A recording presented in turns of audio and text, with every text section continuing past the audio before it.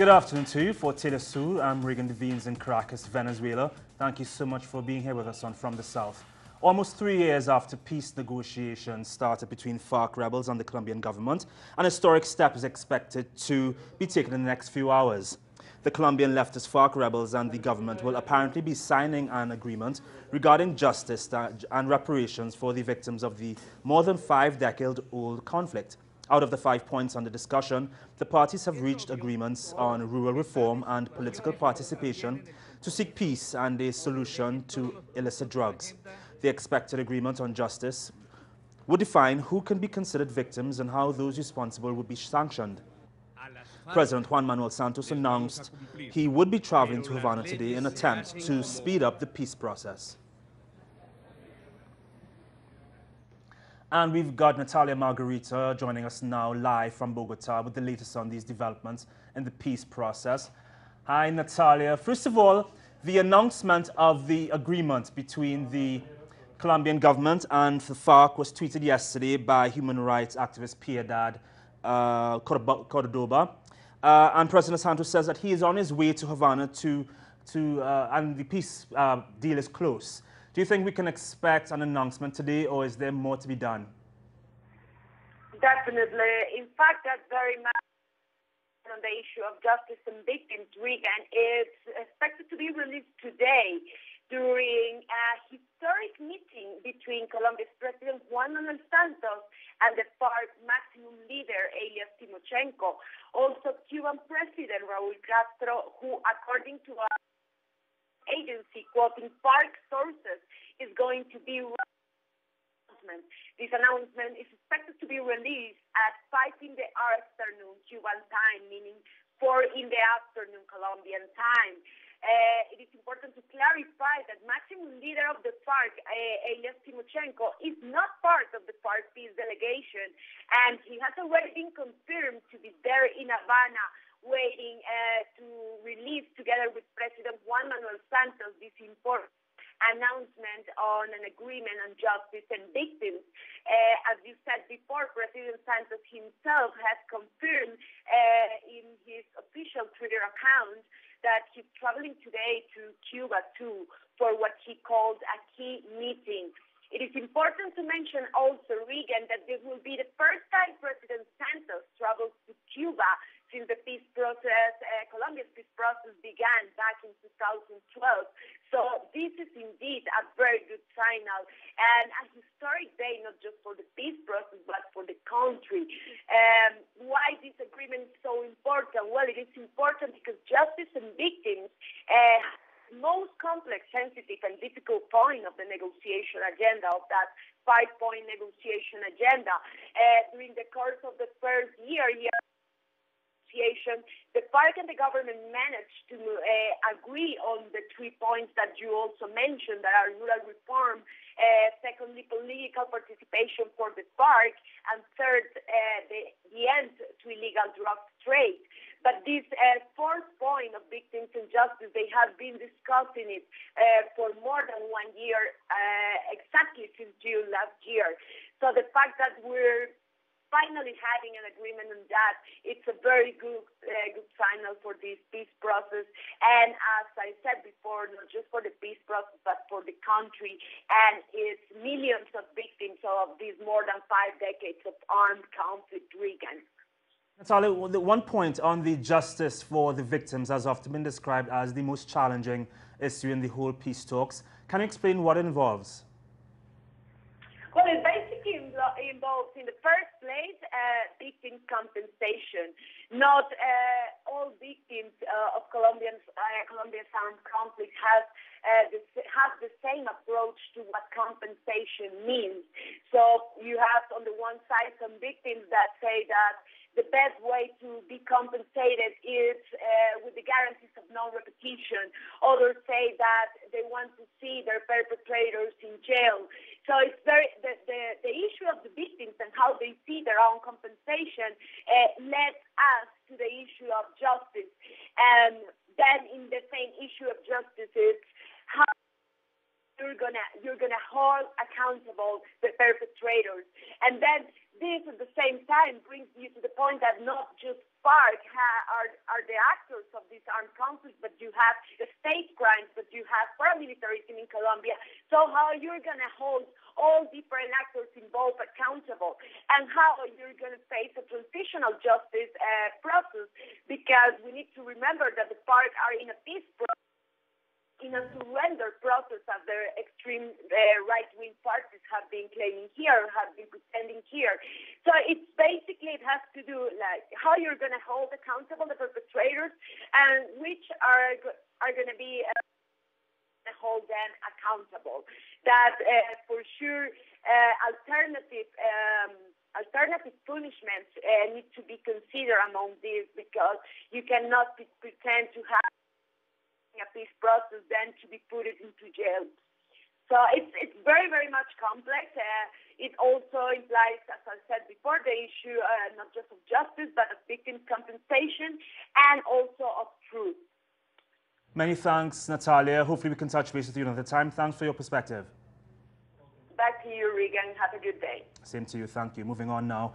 Negotiations between the governments of Colombia and Venezuela are about to begin in Caracas, 2 days after the heads of state met in Ecuador and reached a 7-point agreement to resolve the crisis at the border.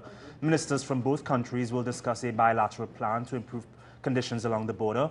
They will decide on ways to fight drug trafficking and Colombian paramilitary groups that control crime on both sides of the frontier. Venezuelan President Nicolas Maduro said the possibility of creating a fair system of selling gasoline will also be a topic during the talks.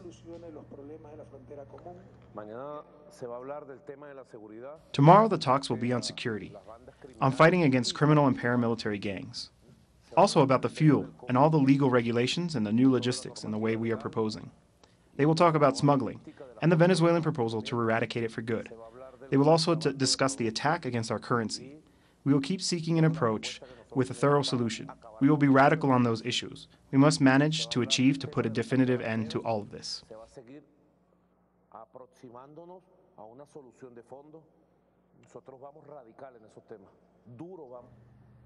And in Colombia, lawmakers and social leaders have expressed optimism following the plan agreed to by Colombian and Venezuelan presidents over the border crisis. Here is Natalia Margarita again in Bogota.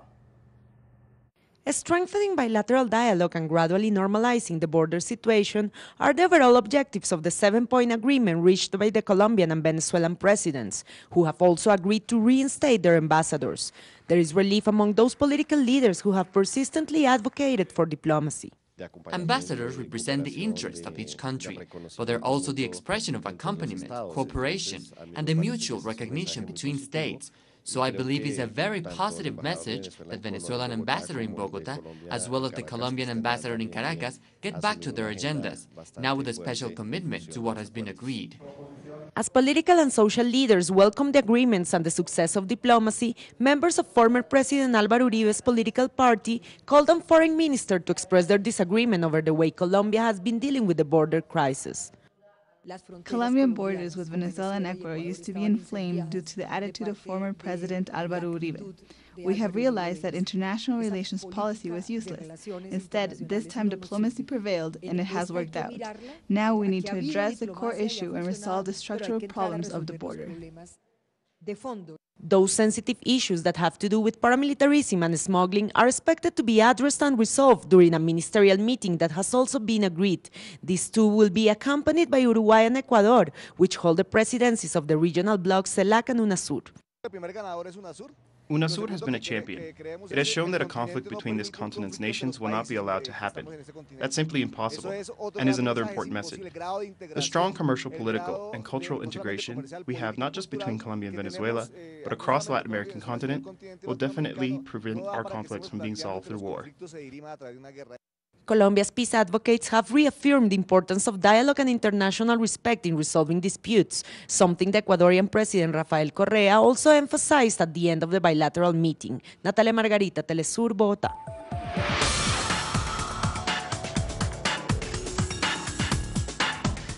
Colombian coca farmers will be given land in exchange for stopping their cultivation of the crop. This was announced by President Juan Manuel Santos as he presented his new anti-drug policy in a speech on national television. Santos explained that those who show that they have been growing legal crops for more than 5 years will be granted land so that they can also become legal landowners. Colombia is currently the world's top cocaine producer. Despite the government's efforts, drug production surged more than 50% between 2013 and 14.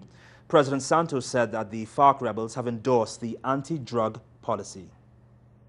Ya hemos hablado con las FARC sobre planes conjuntos. We have already spoken to the FARC guerrilla rebels about setting up a joint plan to substitute cocoa crops.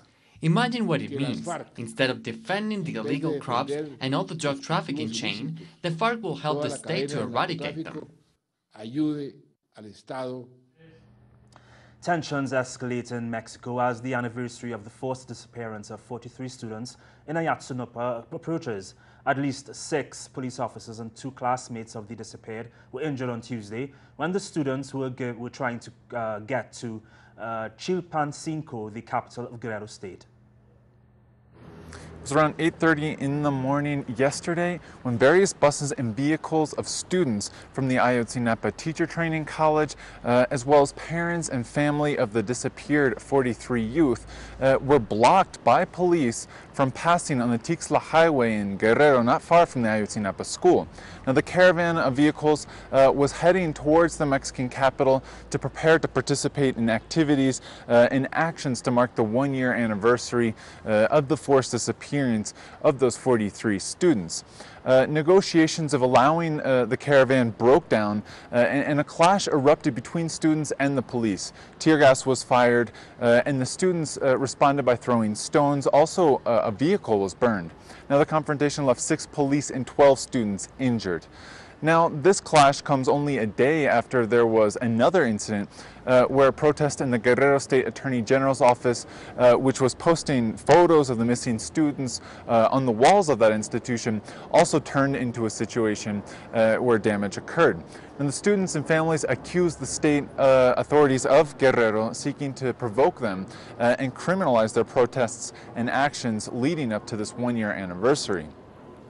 Now, again, as we have been reporting these past days, the families of the missing 43 are to have a meeting with Mexico's President Enrique Peña Nieto on Thursday, in which they will demand that new lines of investigation be opened and that a search for the students continue. Finally, a commission of 5 mothers of students has traveled to the United States in an attempt to have a meeting with Pope Francis, who arrived to the country yesterday. They hope the church will also be able to pressure Mexican authorities in carrying out an investigation that will lead to truth and justice in the case. It's Clayton Khan reporting for Telesur here in Mexico City. The bodies of the 8 Mexican tourists who were mistaken for jihadists and killed in Egypt in an attack by Egyptian air forces have returned to their country. The bodies arrived on Tuesday afternoon on a commercial flight and were sent to forensic investigators of the Attorney General's office in Mexico City. The government of Mexico has demanded a full investigation as well as compensation for the victims and their families. In response, Egyptian authorities have promised a full and a transparent inquiry. 4 Egyptians were also killed and 6 other Mexicans injured. Bolivia will hold a referendum on February next year to decide whether President Evo Morales will be allowed to run for a 4th consecutive term in office in 2019. The Legislative Assembly passed a bill last week, pushed by social movements aimed at amending the Constitution to that end. The bill needed then to be approved in referendum. If the outcome of this is also positive, the next step would be to send the bill again to the National Assembly for final approval. Morales' approval rating in the latest polls topped 60%.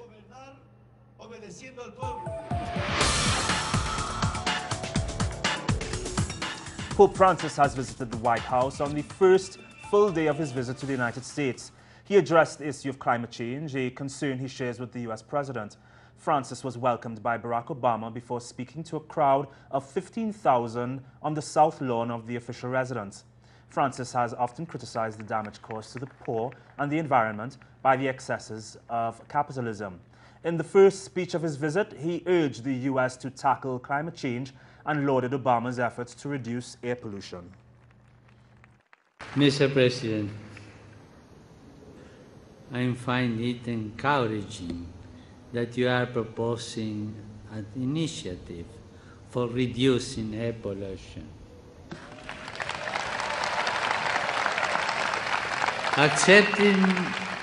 Accepting the urgency, it seems clear to me also that climate change is a problem we can no longer be left to a future generation.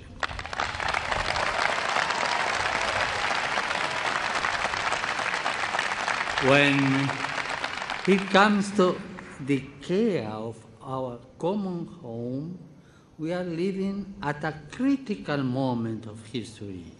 And during the ceremony, Obama thanked the Pope for his help in restoring diplomatic ties between the United States and Cuba. Francis had held prior secret talks in the Vatican with representatives of the two nations. Holy Father, we are grateful for your invaluable support of our new beginning with the Cuban people, which holds out the promise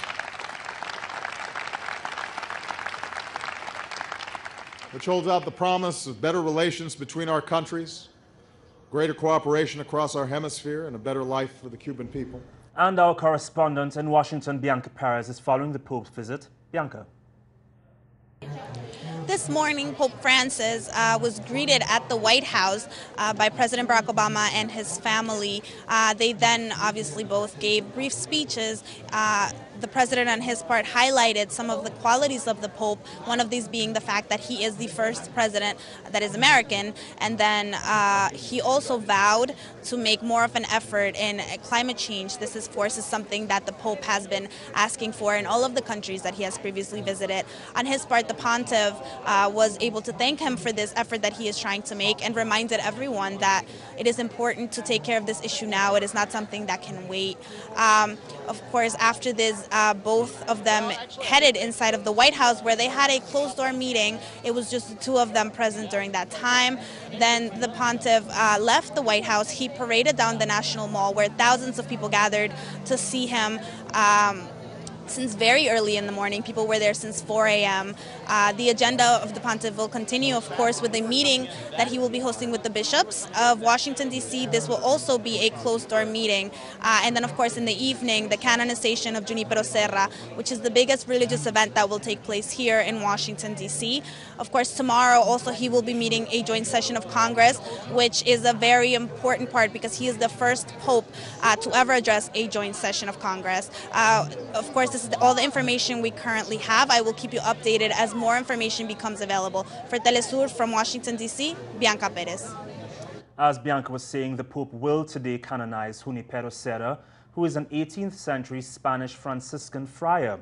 There is some controversy with this canonization, however, which is being protested by Native Americans in California who claim that Serra was brutal and had forcibly evangelized Native people. Junipero Serra built a string of missionary churches along the Pacific coast with the aim of spreading the faith among the Native Americans. Many tribal leaders today say that he beat and imprisoned local people, suppressed their culture, and facilitated the spread of diseases.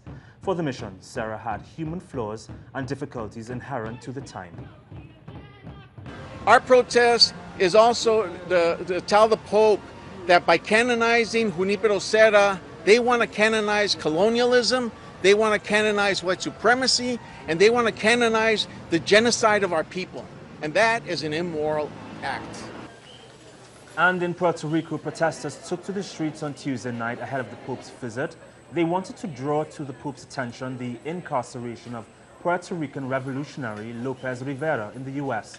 They want Pope Francis to intercede on behalf of Lopez during his meeting with President Barack Obama. Lopez was sentenced to 55 years in prison for his role in the armed forces of national liberation that sought to turn the island into an independent communist state. Chinese President Xi Jinping also began an official visit to the United States on Tuesday. Jinping met with senior officials in Washington and indicated that he intends to fight cybercrime. He said that he also wants to open the Chinese market to foreign businesses.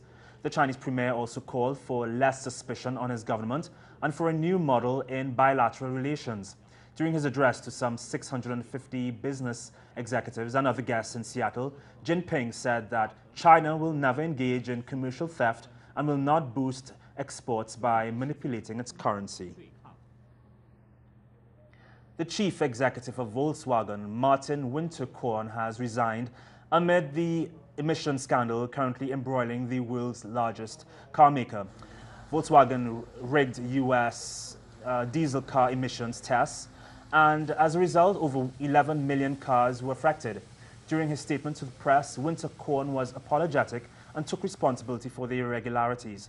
However, he stated that he was not aware of any wrongdoing on his part. The company could face hefty fines and criminal charges as its actions violated the Clean Air Act. The Hungarian government has warned that Syrians currently living in Jordan will face the harsh consequences of illegally entering Hungary. The announcement was made through the Jordanian press on Monday and has sparked outrage among the Syrian community there. On Tuesday, the warning was defended by the Hungarian ambassador to Jordan, who stated that persons who wish to travel to Hungary must go through the international border crossings. However, these have been sealed with metal fences. Meanwhile, in Europe, leaders are still at odds on how to cope with the refugee crisis, which has caused divisions among member countries. European Council President Donald Tusk urged that the bloc finally come to an agreement. Today, we must to prepare a concrete plan. A concrete plan must finally appear in place of the arguments and the chaos we have witnessed in the last weeks. And this plan must be our common plan. And nobody will be outvoted. Over now to Greece, where Prime Minister Alexis Tsipras and his ministers have been sworn in. After witnessing the oaths, Tsipras had to quickly leave in order to attend the Emergency Migration Summit in Brussels. The new cabinet has been kept mostly the same as the previous one, with Tsipras rewarding his loyal party members who stood by him during the bailout issue. Interim President Michel Kafando of Burkina Faso is now back in power after being held hostage during a week-long coup there. Kafando has already restored a civilian transitional government. In order to avoid violence, an agreement was signed on Tuesday night by the soldiers behind the coup and the troops loyal to the government. Under the terms of the agreement, the Presidential Guard will be confined to their base in the capital. This Thursday, Muslims celebrate the Eid al-Adha, the feast of sacrifice in which a sheep or goat is sacrificed and shared worldwide. However, people in Gaza are having difficulties with this celebration. More with Noor Harazin. It's Wednesday here in the Gaza Strip, and tomorrow marks Eid al-Adha, which is an Islamic celebration, an Islamic festival and holiday, which is the second in the Islamic calendar. And while the people here in Gaza are trying to somehow bring some happiness to their homes after the dreadful Israeli offensive back last year, the people in the West Bank fear that the situation will escalate again in the West Bank, especially that in these holidays, Palestinian Muslim worshippers will be seeking Al-Aqsa compound in the Palestinian occupied city of East Jerusalem to participate their Islamic prayers. So they fear that the situation is going to escalate again with the Israeli settlers who have been storming the Al-Aqsa compound over the past week. Around 2 million pilgrims left Mecca for Mount Arafat in Saudi Arabia to pray on the mountainside until sundown. Arafat is the 9th day of the Hajj ritual and is considered the most important one. The pilgrims will then return to Mecca's Grand Mosque, where the remaining rituals will be performed. And also a day ahead of the Eid celebration, Russia's President Vladimir Putin opened a new Grand Mosque in Moscow. At the ceremony, Putin urged the country's Islamic leaders to stand against extremism. He added that Muslim youth must be educated in order to prevent them from becoming religious extremists.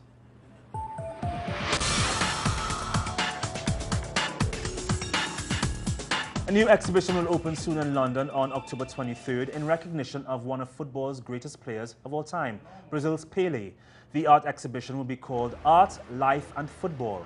The opening will coincide with the living legend's 75th birthday, as his legacy in football will be celebrated. The exhibition will feature defining moments in time in Pele's successful career. The football star took some time to respond to the popular assertion that the sport needs another player just like him. Everybody wants to find a new Pelé. It's impossible. My mother and my father closed the machine. No more.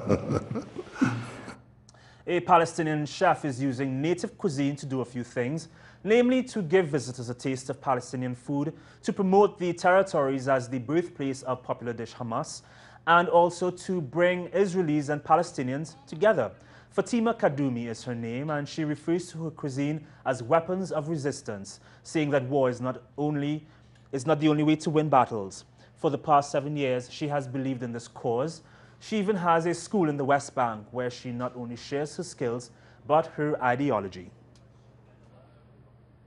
And finally this afternoon, they came out in the tens of thousands to promote the message of cleaner, eco-friendly Colombia. Many assembled in Bogota.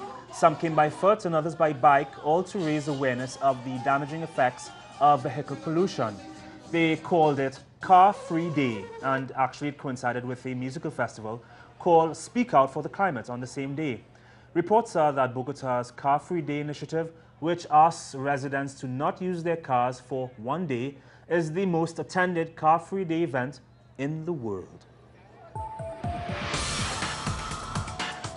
For more on these and other stories, please visit our website, telesurtv.net/English.